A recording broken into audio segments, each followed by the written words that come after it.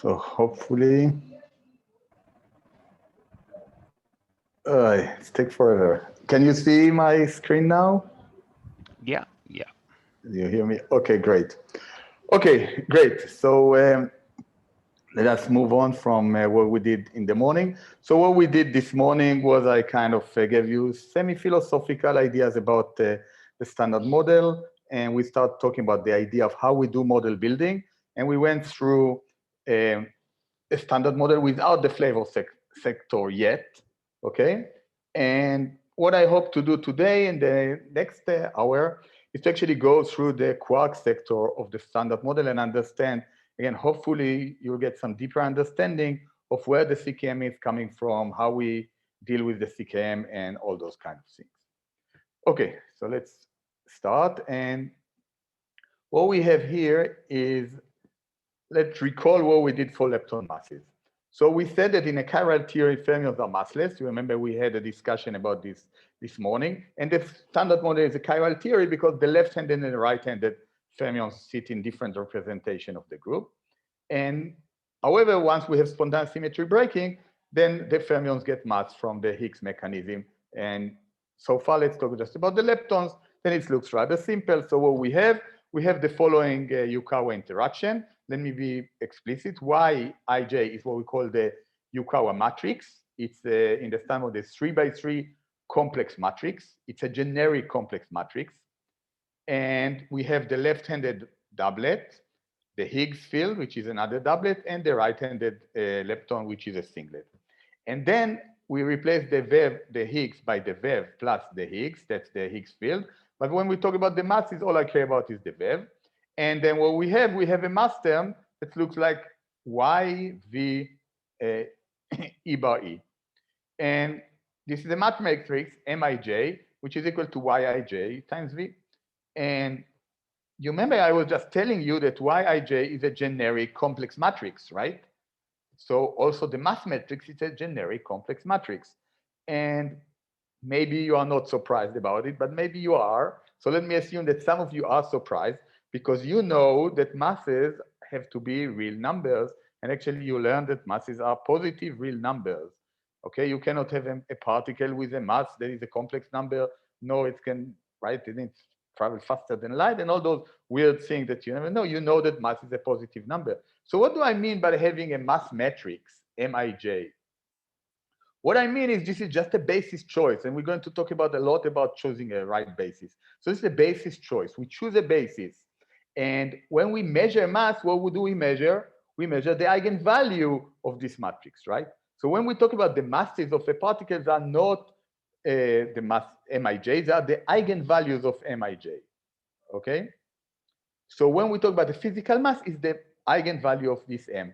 And the way you like to think about it is, again, coming from quantum mechanics. In quantum mechanics, when you can have the Hamiltonian, can be the Hamiltonian have to be a mesh, but it could be definitely complex.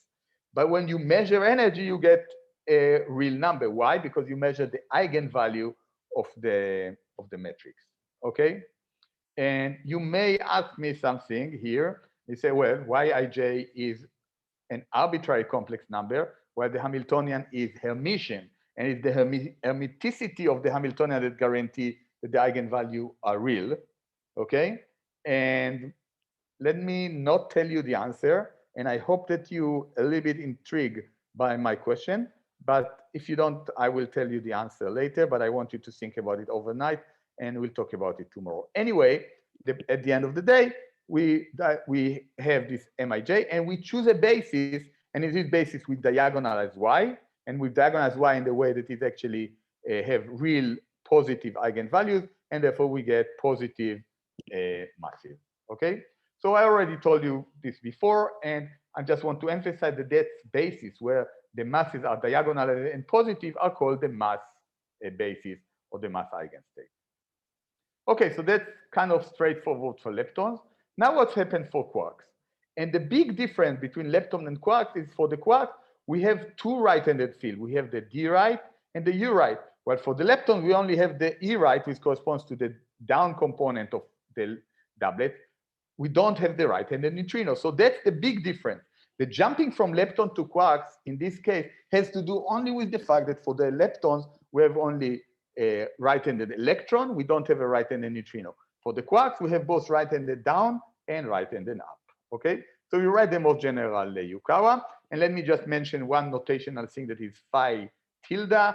Phi tilde is defined by epsilon ij phi star. If you never seen it before, it doesn't matter. All you care about is that it's changed the up and down component of the doublet. But the point is that after we write this Yukawa interaction, again, not getting into the technical details, we have two matrices. Each of them are general complex matrix, okay? And after the Higgs acquires a verb, we get mass matrices for both, okay? And what we can do, in principle, we can diagonalize each of them, okay? The point is, if we diagonal one, can we actually diagonal the second one? And if we diagonal both of them, what does we get? Okay, so we are going to discuss it in more details later on, okay?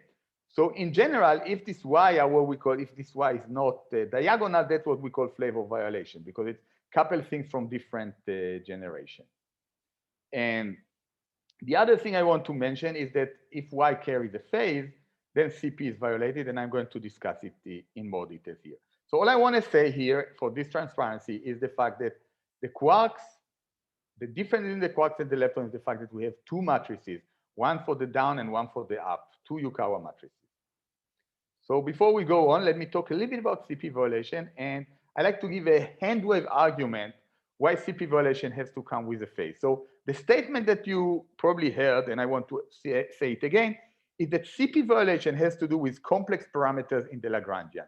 And the question is why? Why CP violation has to do with a complex thing in the Lagrangian? And I'm going to discuss much more in depth the CP violation in the fourth lecture, but as of now, just say why it has to come with a phase. So let's write explicitly the Hermitian conjugate term that we have in any terms in the Lagrangian. So this is my term that I wrote, and then I add the complex conjugate to this, to the Hermitian conjugate for it, okay? And then I also apply CP on this term. So what's happened when I apply CP? When I apply CP, my D right become D right bar, and my Q left become Q left bar, and my phi become phi Dighe. But Y stay the same, because Y is just a number. When I apply CP, it doesn't work on a number. CP only works on the fields. That's very important. So what you see that when I apply CP, I get the same terms in terms of when I apply CP on this term, the fields here become this one, okay? CP goes from here to here. And this one is equal to this one, okay? So what we learn that under CP, what we have the same coupling, but was a different phase, different terms. So in particular, we see that this one is equal to this one if this is equal to this, okay? That is if Yij is equal to Yij star. And in general, as you know, when something is equal to its complex conjugate, it's also known as a real number, okay? So it's not a full proof, because there's some basis choice involved here, but I hope it gives you the intuition why the phase has to do with CP violation. So let's keep moving with the Ckm matrix. But before I want to go on with the Ckm matrix, I want to teach you how to count.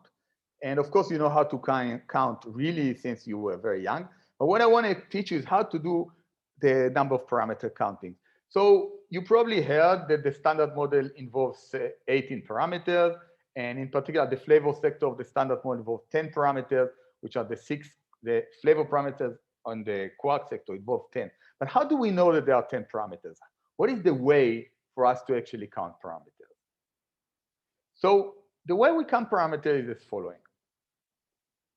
We have to ask ourselves how many parameters are unphysical. What does it mean by an unphysical parameter? It means that you can never really measure it. It's a basis choice, and you can always find a basis that this parameter is 0.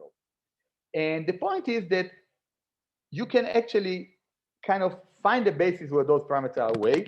And in principle, we like to ask how many parameters are there in a basis independent way. And maybe I should stop here and say, what do I mean by a basis?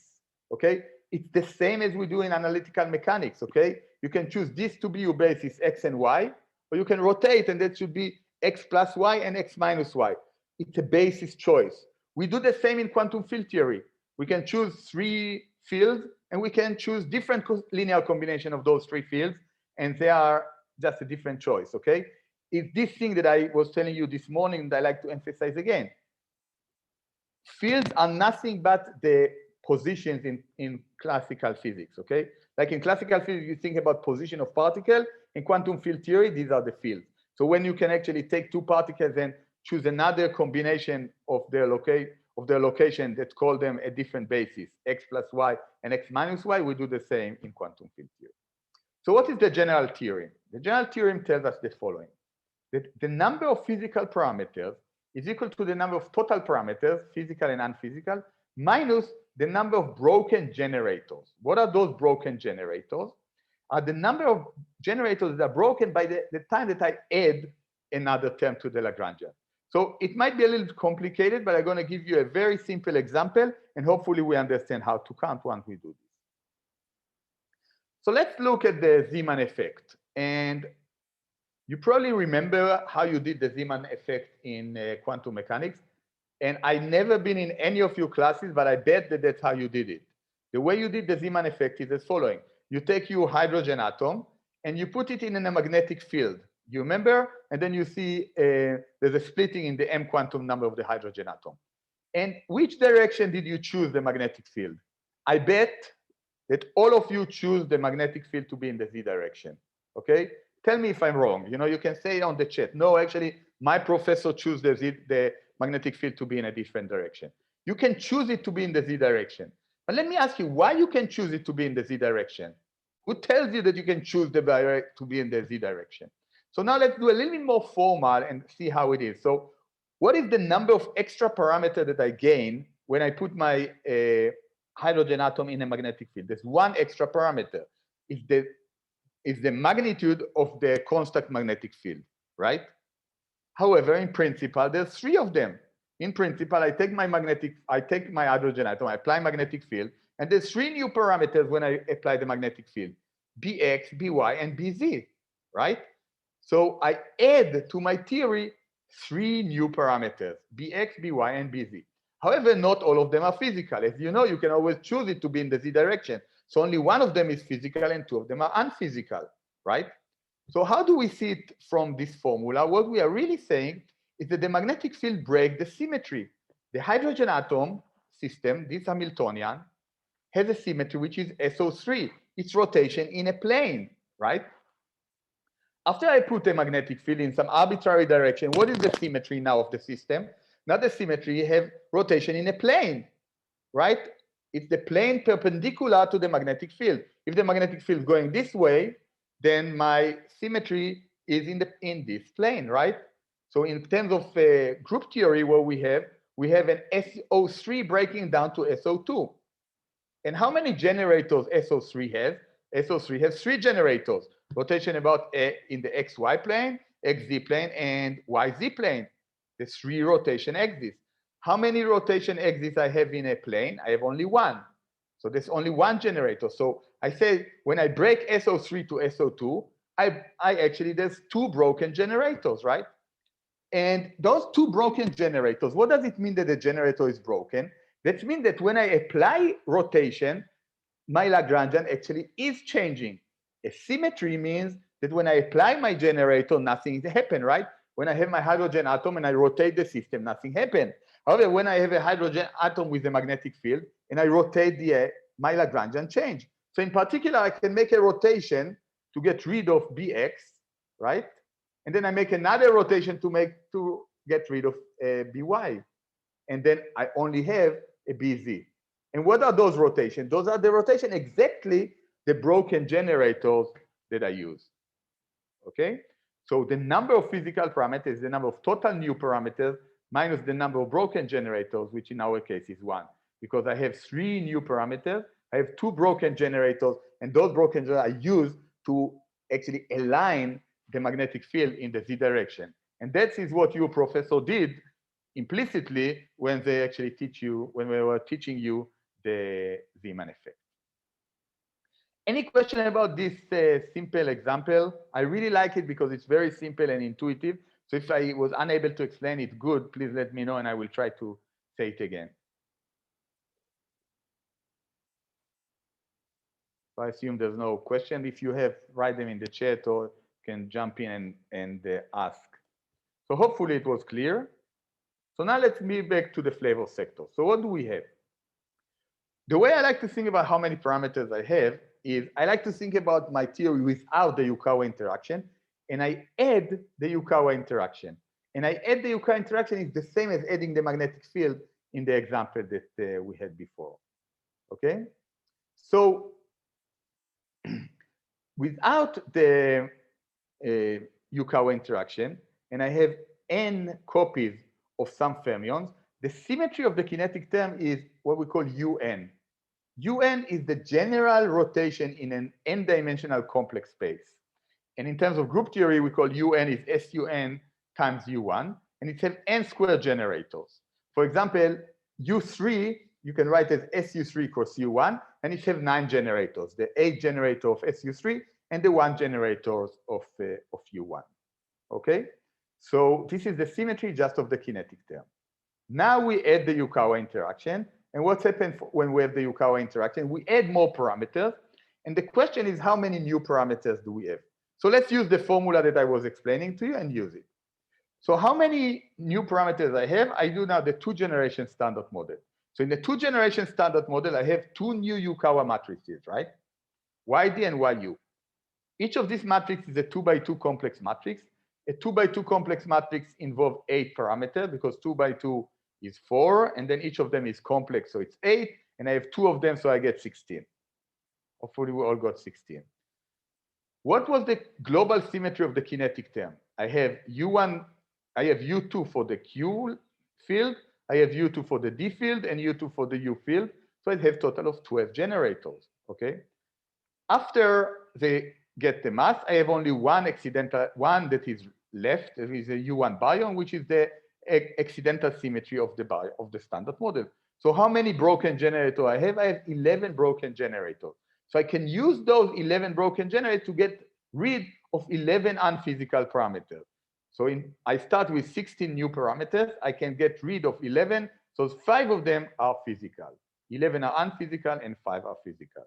And how do I identify those 5 parameters? So we have 4 quark masses and we have 1 angle that rotates, that is a mixing angle. And this mixing angle is known as the Cabibbo angle. And the Cabibbo angle is the one angle that we use when we rotate in the standard model, in a 2-generation standard model. There's one, the matrix is an orthogonal 2x2 matrix. An orthogonal 2x2 matrix is parameterized just by one angle.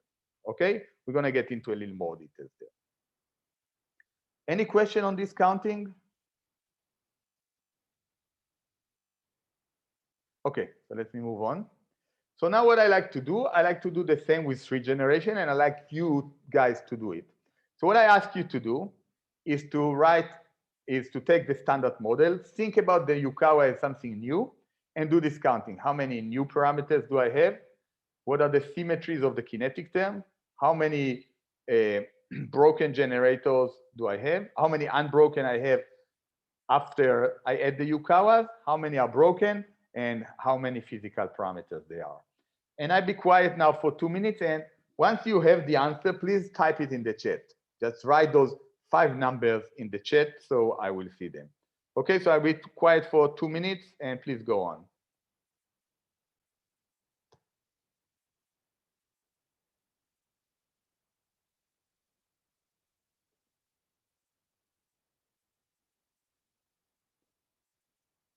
And if it's not clear, the question, please ask. Okay, you can just unmute and ask, and I'll be happy to elaborate. So I really want all of you to understand how we do this parameter counting.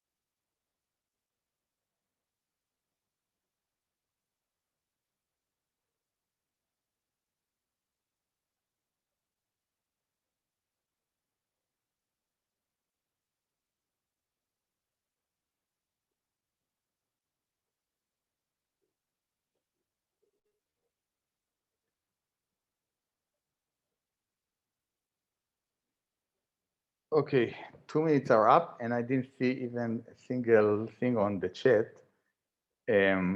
which means that I probably lost you at some point. I guess that's one of the problems with doing Zoom talks. So when I'm actually in a class, I can see it's something called the face of the student. And I look at the face of you guys, and I could tell if you are with me and without me. When I look at my screen, I have no idea if you are with me or not without me. So let me try to do it slowly, and I hope you'll understand how we do these things together. Okay? So I'll close the chat, and let's do the following. So how many total parameters in the Yukawa do we have? So we think about it again, like adding the magnetic field. Yes? So we add 2 matrices. Each of these matrices is a 3 by 3 generic complex matrix. How many parameters we have in a 3 by 3 matrix? A general matrix, we have 9. Each of them is complex. So it's 18, and we have 2 of them. So there's 36 new parameters. Okay? So the total number of new parameters that I add by writing the more general Yukawas is 36. Okay? Good.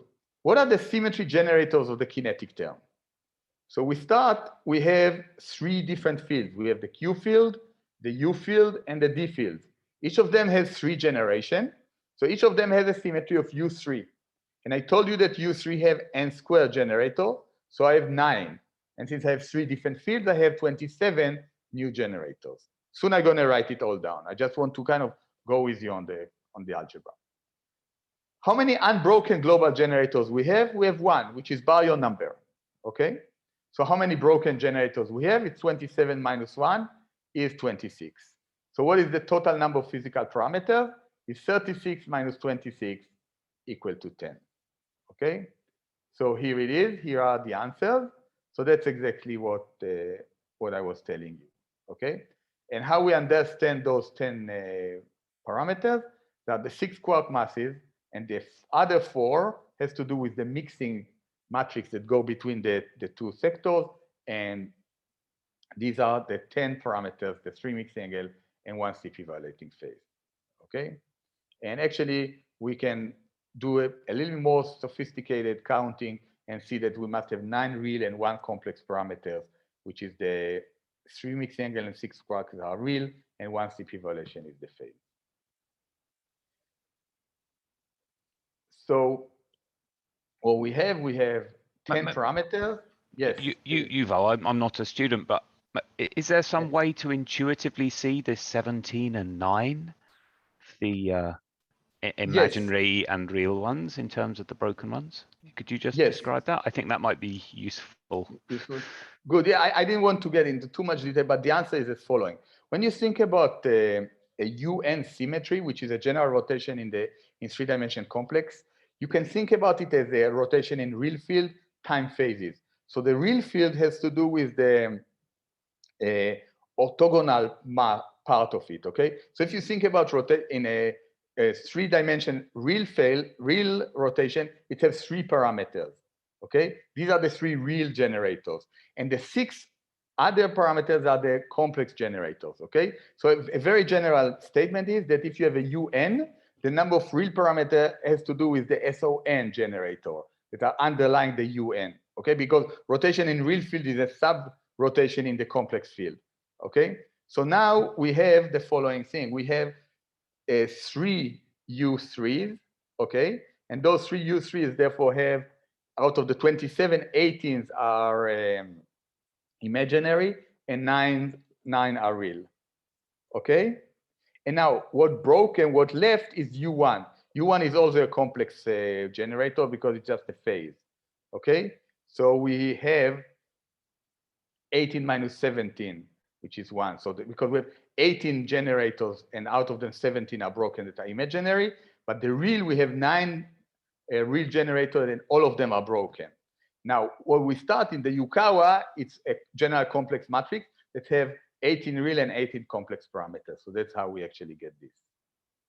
Maybe it was too fast.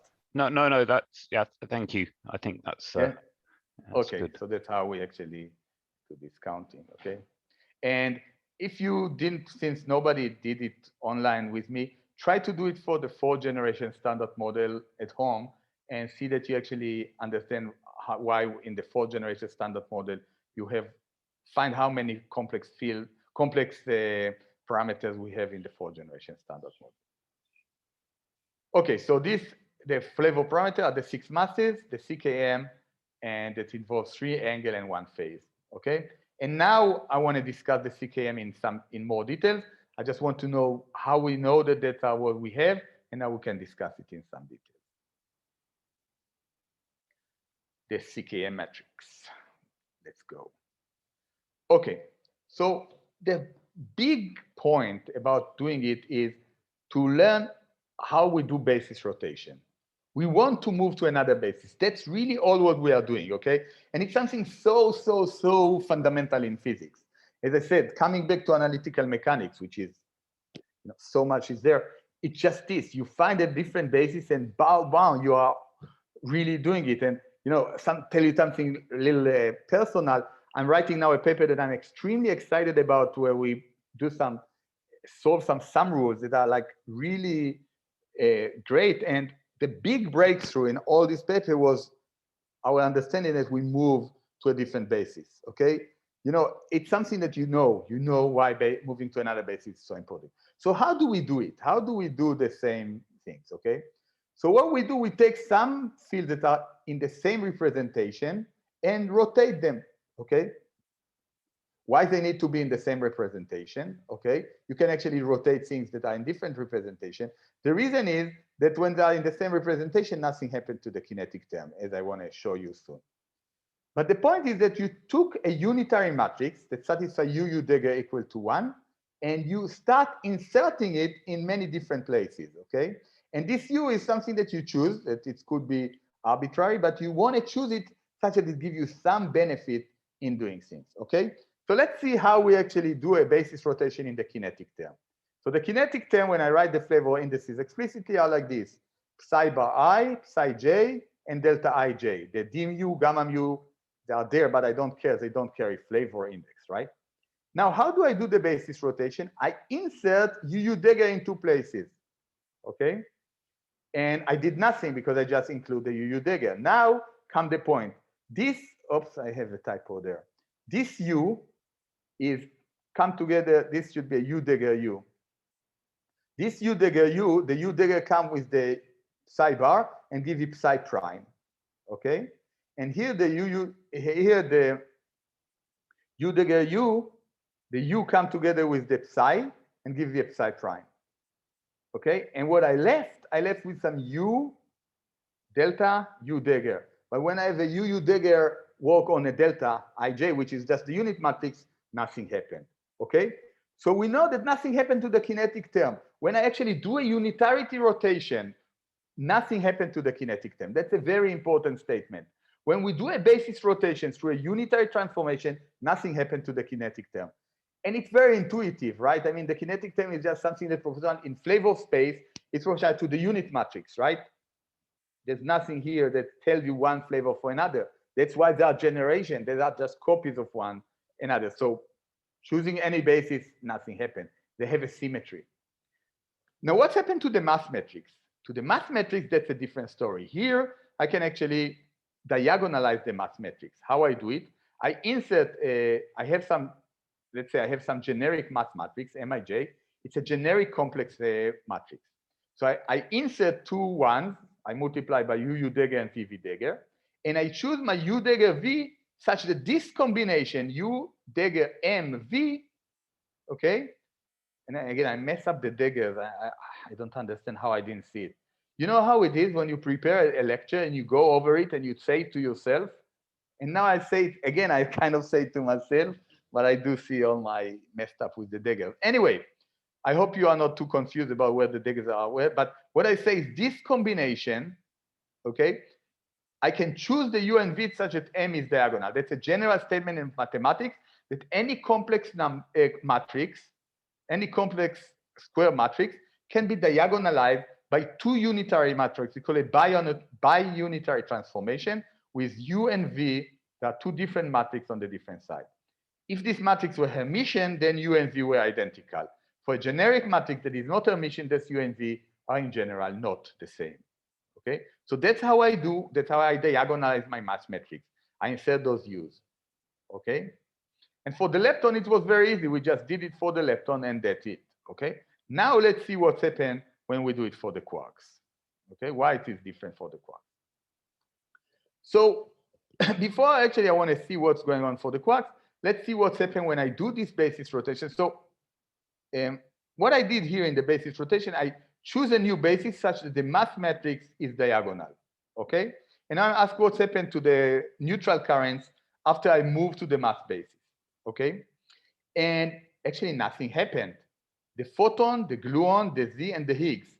I have actually 4 different neutral bosons in the standard model. All of them, nothing changed, okay? They are still diagonal in flavor space. That is,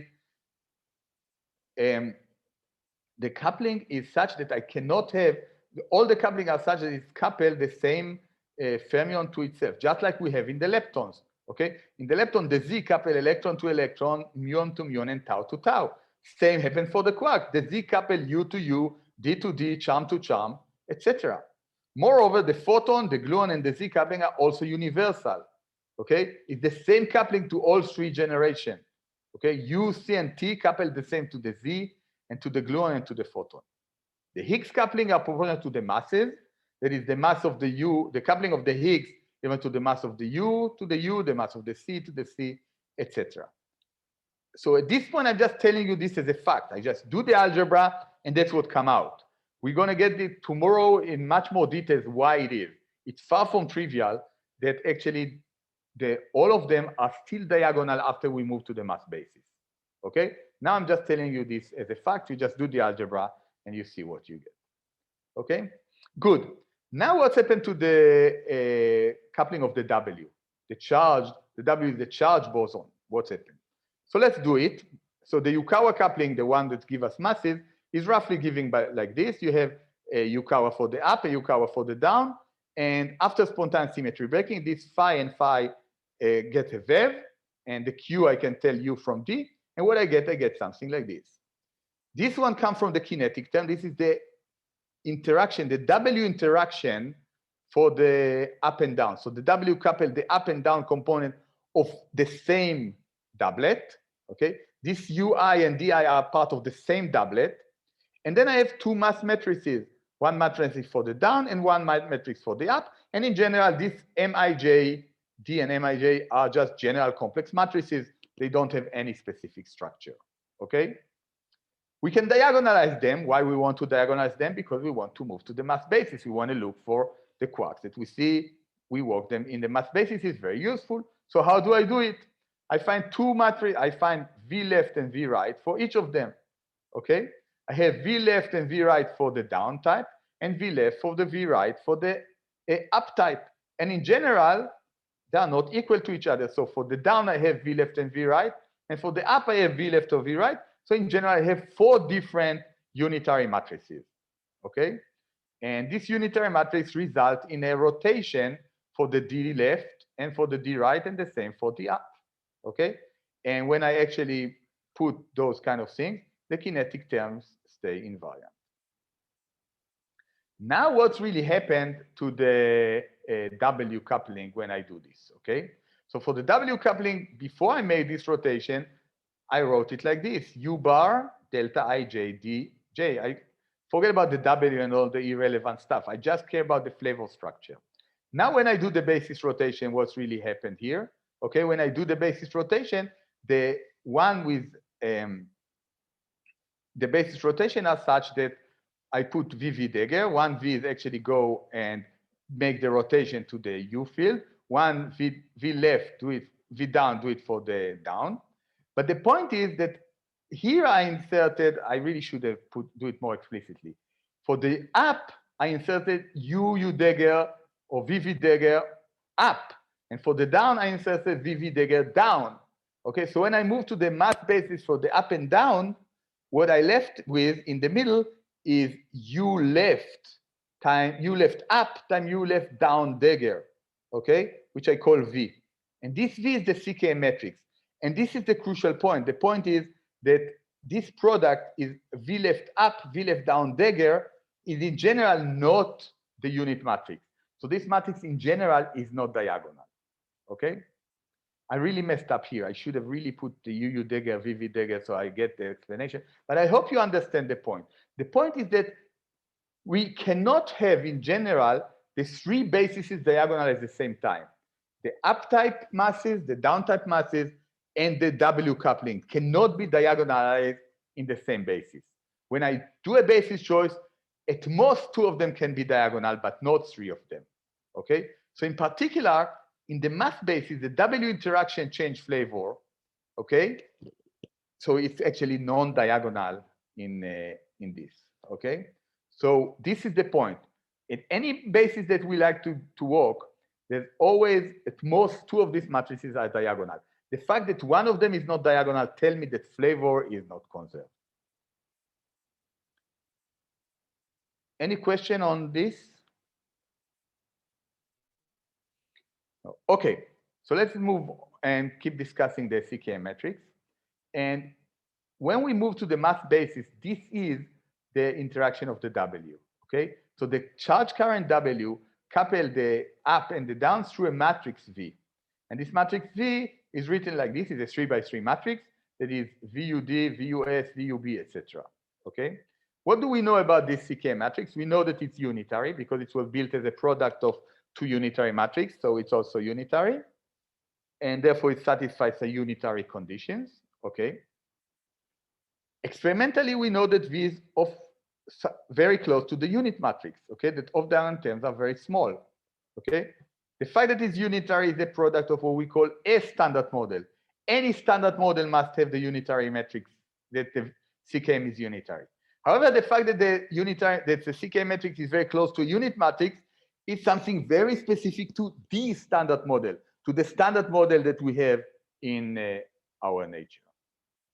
Now, there's many ways to parameterize the matrix, and we usually use what we call the standard parameterization. That's what the people had decided to kind of use. But of course, it's totally arbitrary. You can use whatever parameterization. So this parameterization is giving like this. And let me say a few general things about this parameterization. The three different angles are called theta 1, 2, theta 1, 3, and theta 2, 3.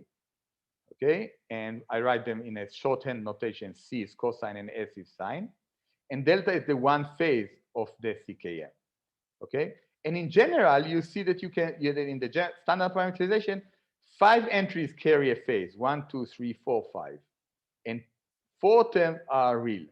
And that's a general statement. The maximum number of real entries in a generic Ckm matrix is 4. You can, of course, write different parameterization. We have more phases. However, the maximum number of real entries are 4. And in the standard parameterization, they choose to be these 4. Okay. Again, this is VUD, VUS, VCB, VTD. Okay. Oops. Okay. So experimentally, we measure them, and I only put central value, and you see that this is indeed close to the unit matrix. The 3 terms on the diagonal are almost 1, and the terms on the off diagonal are very small. The largest of the small is of order 0.22, and that's called the Cabibbo angle. The sinus of the Cabibbo angle is 0.22, and of course, you don't know if 0.22 is small or not, but we consider it small, and then we say that this is a unitary. It's close to the unit matrix. Good. And Wolfenstein was the first person to actually say, oh, let's actually expand in these small parameters. That's what we do as physicists. You see a small parameter, you expand. Get used to it. Small parameter, expand. That's how it is. And this is the Wolfenstein parameterization. And it's used 4 different numbers. Instead of 3 angles in one phase, it's used 4 numbers. They are called lambda, A, rho, and eta. And the expansion parameter is lambda. We expand in small values of lambda. And this is the Wolfenstein parameterization. And we say lambda is a small parameter, and A, rho, and eta are roughly order 1. Experimentally, we know that eta is 0.14, so it's actually smaller than lambda, but still we only expand in lambda. We don't find the usefulness of actually expanding in eta. Okay? And in this parameterization, we find something really interesting. How many entries are complex? Only 2. This is complex and this is complex. This already tell you that this matrix cannot be the most general matrix, because the most general matrix has at most 4 real, and this one has actually 7 reals. Moreover, we see that only the 1, 3, and 3, 1 element are not symmetric up to a sign, right? So the 1, 2, and 2, 1 are the same up to a sign, and the 2, 3, and 3, 2 elements are the same up to a sign. Okay, so out of the 3 pairs, 2 are symmetric to leading order, and only 1 pair is not symmetric to leading order. Okay, all of what we are telling you here is something that is very specific to the standard model. It's not a generic property of any standard model. It's only for the one that we measure. It's only because of this value of the parameter that we can actually do this kind of approximation. Okay. Let me also mention that some people use, instead of eta and rho bar and eta bar, which is a higher order correction for doing it, and people use both notation, and I will switch between them as we go on. Any questions so far? Nothing. Okay, so let me move on and let me talk about the unitarity triangle. So there's actually 6 unitary triangles, and the 6 unitary triangles has to do with the unitary relation between any 2 rows or 2 columns of the Ckm matrix. Okay, there's one that is called the unitarity triangle. Okay, and the one that is called the unitarity triangle, I see there's one question on the chat. Okay, why can there be a maximum 4 real parameter in the Ckm matrix? So I will not go into the algebra, but the answer is it basically has to do with the way that you construct your matrix. So remember that I just made the counting argument, and I tell you how many rotation you can do. And when you actually do the rotation in practice, the way you do the rotation are such that at most you can get rid of 4 real parameters. For example, it's really depend. It's not a generic statement about the unitary matrices. It's a specific statement about any Ckm matrix. If you go, for example, and do the same with the lepton matrix model for the PMNS, where it's a little different because it has Majorana masses and the counting are a little different, you find that actually you can have less than in the most general number, you have less real parameters than here. Okay, so I don't have any intuitive answer. All I have is just telling you that when you do it, and it's actually interesting to ask if we can get something more nicer to answer this question, something like that go, with the same argument with symmetries, like we do the counting. But I don't know. If you have one, that will be really interesting. Okay, let me keep talking about the unitarity triangle. And the unitarity triangle is one specific relation. It's the specific between the B and D column of the triangle, and it's given by this. It's called a triangle for the obvious fact that when you have 3 complex numbers that are equal to 0, you can represent them as a triangle in a plane. Okay, it's basically the fact that you take 3 sums of 3 angles and you get them nicely add up to a triangle, right? Now that's the unitarity triangle, and you can also have the rescaled unitarity triangle. The rescaled unitarity triangle is the one that we put the C side on the x-axis, okay? And you divide everything by it. So this is just, you make the C side go from 0, 0 to 1, 0, and then the apex of the triangle sit in the row eta point, okay? So that's actually how we do the unitarity triangle. And this triangle is extremely important, and it became almost a culture war about how you call the angles, okay? And if you just write a triangle, what angles would you do? You do alpha, beta, gamma, maybe phi 1, phi 2, phi 3. You wouldn't care too much about it. So the thing became that around about 20 years ago, when Baba and Belle start measure those angles, Baba used this notation, alpha, beta, and gamma, and Belle were using another notation, phi 1, phi 2, and phi 3. And it was like it became a real issue, okay? People took it as a very, almost a religion war. Now people are friends again. And I asked myself why it was such a big deal. And ask who invented this notation alpha, beta, gamma, and who invented the notation phi 1, phi 2, and phi 3. And it turned out that the person who invented the alpha, beta, gamma actually is my advisor, your senior. So obviously I have to use the alpha, beta, gamma. And then I also understand why Baba was using this notation, because he invented it when he was a postdoc at SLAC, and Baba was actually running at SLAC. So obviously they used the notation that was invented there. And then I asked myself, who invented the phi 1, phi 2, phi 3 notation? And it turned out that the phi 1, phi 2, phi 3 notation was invented by Bjorken, the famous Bjorken from Bjorken and Drell and Bjorken scaling and all this. And where Bjorken was sitting, Bjorken was actually sitting at SLAC, at the same place that my advisor was sitting. And actually, their office was one near to another. So surprisingly enough, these two notations were invented in the same corridor, but many times you just don't think too hard about giving angles to a triangle, name for a triangle, and you didn't know that it's going to create such a big deal 10 and 20 years later on. Sorry, so, I cannot resist to ask this question since you said this. Then what was the connection for the Japanese colleague to pick up, if both the thing from SLAC, why pick up one opposed to other? Any particular thing? Yeah, of course. Yeah. So what happened is that Dighe was actually visiting SLAC, and he happened to talk to Bjorken. And Dighe, later on, he actually worked with Sanda, and Sanda is from Japan. And then Sanda, who doing a lot of work with the people at Belle, he actually used the phi 1, phi 2, and that's why Belle picked up the phi 1, phi 2.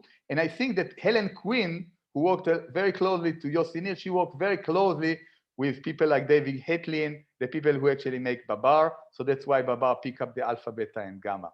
It's kind of an interesting history. I think I got all the details right, but I really hope that, one day I can meet Sanda and ask him all the details and see those kind of interesting story, which is, of course, has nothing to do with physics. It's totally, totally irrelevant to physics.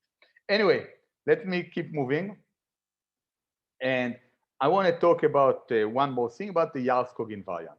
So we have a freedom to define phases. We can move for different representation and we get different phases. So how can we say what is invariant under rotation? So for example, you know that when we have a vector, the direction of the vector is not invariant, but the length of the vector is invariant.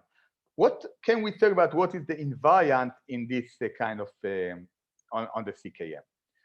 For example, you know that the area of the unitarity triangle must be invariant because I don't care how I rotate it, the area is independent, okay?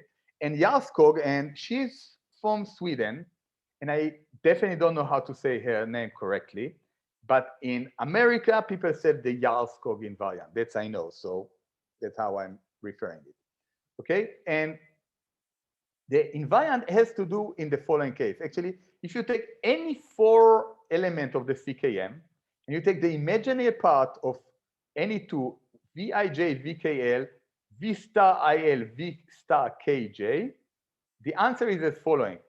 It's proportional to some products of epsilons. So if this I and say I and M are the same, and I and K are the same, then it's 0. But those that are non-zero are proportional to this J, okay? And this is an invariant. It's no matter how you do it, there's always, no matter what representation you have for the Ckm, this combination is always the same, no matter how you actually move things around. In the standard parameterization, this J is given by this combination, and in the Wolfenstein parameterization, is given by lambda to the 6 a squared times eta. And another interesting thing is that the area of all the unitarity triangles is the absolute value of J over 2. Now, again, this is a generic statement for any standard model. In this standard model, this number is very small. You see that it's small just because we have lambda to the 6, and lambda is the small parameter that we expand on, okay? So we find that CP violation in this standard model is small in the following sense. It's small in the sense that it's proportional to lambda to the 6, okay? And you probably heard this statement, and in the standard model, CP violation is small. Now we understand where it's coming from. It's coming from the fact that the Yarskog invariant in the standard model is proportional to the small parameters in the standard model to the 6th power. And actually a squared and eta are order 1, but it's the lambda to the 6th that make it small. Okay. I want to talk a very little bit on Ckm determination. I know that you talked about it in the previous lecture, so I'll be very, very brief on this, and by then I will end my lecture today. So the idea is as following. You have 4 parameters, so you like to measure these 4 parameters in many, many different ways and see if you get any consistency. If you get something that is inconsistent, there's a sign that the Ckm Matrix is not okay. There's something that goes beyond the standard model. Okay? Theoretically, philosophically, the way to do it, you make 4 measurements, and then from the 5th measurement on, you make prediction. In practice, what you do, you make 50 measurements and do a global fit for all 50, and you ask if the global fit is good or not. Because when you have more measurement than parameters, there's a meaning to ask this kind of question. What is the problem? We have experimental errors and theoretical errors. So you have to be smart to find nice theories to reduce the errors and smart experimentals to reduce the errors. Okay? And there are cases where you can do things that both errors are small, and I will not talk much about it. You already have some lecture on the experimental tricks to do it, and you will have other lectures to think about how to reduce the theory errors on this. Let me just kind of give you an example. For example, you can use beta decay, and in beta decay, you have a neutron decay into a proton. In terms of quarks, you get D go to U. And this is proportional to VUD, right? Because you have D go to U. So you get sensitivity to VUD. And how you get about the theoretical errors? Use isospin. So use isospin, you get you can actually use the beta decay to get VUD. Okay? Kaon decay give you VUS. Charm decay give you VCD and VCS. B decay can give you something like VCB. We don't get much flavor from the top just because we cannot tag the final flavor, and you have very low statistics. So far, we didn't get much from the top. So let me show you this picture, which you've seen just an hour ago. And it's just an amazing picture. I mean, totally amazing, really. And I just want you to stare at this picture and just, I don't know, every time I see it's the 10th, I don't know how many times I saw this picture. Every time I see it, I like, wow, this is amazing. What we are seeing here. We are seeing here many, many different measurements, okay? The measurement of, oh my God, why it is from 09? No idea, shit. You had I will put a new one for tomorrow. I don't know why I put the old one, not the very, anyway, now it's even much more, even 10 years ago, it was amazing. You have many different measurements, and when you put all these measurements together, they all agree, and all of them actually agree to measure the apex of the unitarity triangle, okay? And you can zoom in. It's still the old one, shit. No idea how I missed it. Anyway, all I want to say is the following. The standard model is very special. A standard model is already special. So we already understand that the Ckm matrix is far from a generic thing, okay? It's very constrained. It has this very spaceless structure. It has one invariant. It's really, really far from a generic rotation between quarks. All the neutral bosons do not change flavor, okay? These are all properties of a standard model, right? Any standard model tell you that flavor changing done in a very, very unique way, only through the Ckm and only through charge current. The standard model is even more special. It's more special because you have these hierarchies, okay? Because the Ckm matrix is not a generic matrix. It's almost a unit matrix, okay? So what I want to say is the fact that the data confirm the standard model is far from trivial. That's really what I was trying to get in this lecture. And I hope I deliver this fact, okay? A standard model is not trivial, and this standard model is even more non-trivial than a standard model. And the fact that it agrees with the data tells us that there's something deep going on, that this model must be true to some extent. Okay, so So that's it for me for today. So thank you very much, Yuval. Are there any more questions for today, or we will go away and count our generators and make sure we understand which are broken and which are not by the time we come back tomorrow, and we'll carry on. But no, that. So anything? I don't see anything in the chat. Can I ask one question, Jim? Because I joined little late. Please. All right. So this is two clarification. Maybe I misunderstood. I joined little late. There was a comment by Susavan about this 4 real parameter, and I think you are. So I was going back to my old day of looking at quark lepton by Haljan Martin. I thought this, going to the unitary matrix, and then you have this quark, that the field, you do the rephasing of the quark field. So finally, you are left with this triangle, equivalent to Euler, and then one the phase parameter. So I was kind of thinking. Of course, I know that may not be a generic statement, but I probably misunderstood what you are saying, that why it is not possible to say for a given unitary matrix of dimension that how many real parameters we can have. Okay, so let me try to expand on this. What I'm saying is the following. The number of real parameters in a unitary matrix, in a generic unitary matrix, is 0. All of them carry phase. The question is, how many things are in the how many physical parameters? So in the Ckm, we know that we have 3 real and 1 phase. And when we have a unitary matrix that involves 3 real parameters and 1 phase, then the maximum number of real parameters that we have are 4.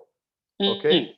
Right. And actually, and in the standard parameters, they are in a specific point. And that has to do basically, if you like, for the, if you think about the Yarskog invariant that I was telling you, that again, it's a property of the Ckm. It just tells you which one you can actually combine and which not. So you cannot combine the 4. What I say that whenever you take 4 of them, the imaginary part must be provided to the Yarskog. Okay. Right, and then you say which one you can do, and then you say, oh, there's only 4 that are there and they are in specific. Because if you take others, then some of those combinations will be 0, and it cannot be because it's the Yarskog. But I don't have an argument. So I really like the argument of doing the counting. I really like the counting argument that it's a symmetry and the broken generator are rotate away and they rotate U parameters. I don't have an argument how to do the 4. I don't, and I never thought about a good argument. So I'm excited. I need have a new question, right? And if any of you have a solution for this and have a cool way to do it, let me know. And we, I never got. So it was a really, really good question in the sense that it's, I realized that there's some question I never thought about. So and I had one. Yes, please go on. Sorry. I had one question. Like I was reading Yarskog's original paper on the. So she derives the invariant by taking the commutator of the mass matrices. And she relates that to that simultaneous diagonalizability of those. My question is that how CP violation is related to the simultaneous diagonalization of the mass. Okay, so the question, I was telling you why CP violation has to do with the phase, and then I think by now it's obvious that this phase must be an invariant phase. It's a phase that is independent on rotation. Of course, rotation, when you take rotation, you always change phases. That's what rotation does for us, right?